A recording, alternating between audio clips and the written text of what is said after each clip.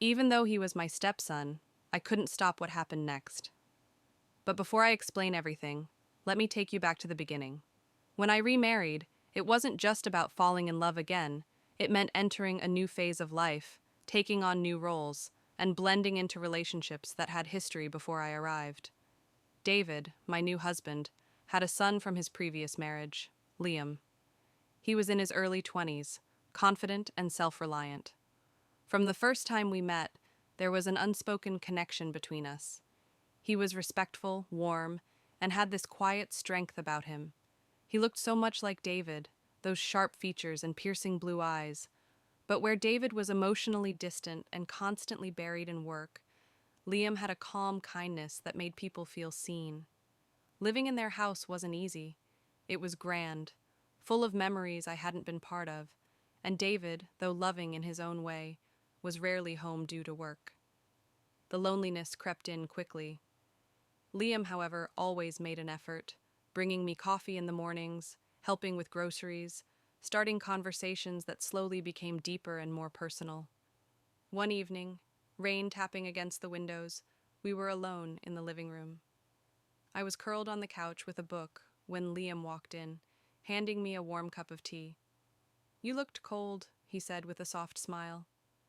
"Thank you, Liam. You're always so thoughtful," I replied, genuinely touched. He sat down across from me, studying my face. "You look a little down. Everything okay?" I hesitated, but there was something about Liam that made it easy to speak freely. "I've just been feeling lonely, I guess." He leaned forward. "I get it. It's hard trying to fit into a life that already existed without you." His words hit home. "You don't have to pretend around me," he added gently. "I know my dad's gone a lot, and I see how hard you try." His attentiveness, his honesty, it warmed something in me I hadn't realized was cold.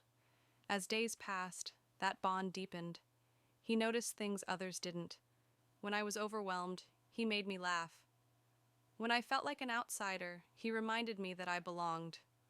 We shared more quiet moments, cooking together, talking late into the night. One night in the kitchen, we both reached for the same spice jar.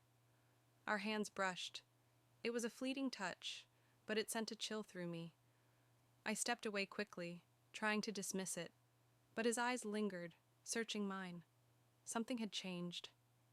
We both felt it, but said nothing. Later that week, I was sitting outside under the stars when Liam joined me. "Couldn't sleep?" I asked. He shook his head. "Too much going on up here," he said, tapping his temple. After a long pause, he spoke again. "Do you ever feel like you're meant to connect with someone, but the timing is just wrong?" My heart skipped. "Liam," I whispered. "I'm sorry," he said quickly. "I didn't mean to make things harder." I wanted to deny everything, to set boundaries. But the way he looked at me, open, vulnerable, made that impossible. "We care about each other," I said. "That's not wrong. But it's more than that, isn't it?" I couldn't lie. Not to him, not to myself. Things only got more complicated when David was home more often. I thought his presence would ease the tension. It didn't. In fact, it made everything worse. I was hyper-aware of Liam's every glance, every subtle movement. And worst of all, I craved being near him. One night, David suggested a family dinner. At the restaurant, I sat between the two of them, my husband and the man who made my heart race. Liam was unusually quiet, withdrawn. When David stepped away to take a call, I turned to him. "You've barely said a word." "I don't know how to be around you anymore," he admitted. His honesty left me breathless. "I know this is wrong," he said, "but I can't pretend I don't feel it." "We have to be careful," I whispered. "I know, but pretending it's not real doesn't make it go away." The following week, David left for another trip, and I was alone in the house again, with Liam. I tried to keep busy, to keep distance, but that evening, while I was putting away dishes, he walked into the kitchen and just stood there, watching me. "Do you need something?" I asked. "Yes," he he said, stepping closer. I need to know if I'm the only one who feels this way. My heart pounded. Liam, we can't. Just tell me the truth. If you say you don't feel it too, I'll never bring it up again. I opened my mouth, ready to say what I should, but I couldn't. I stayed silent.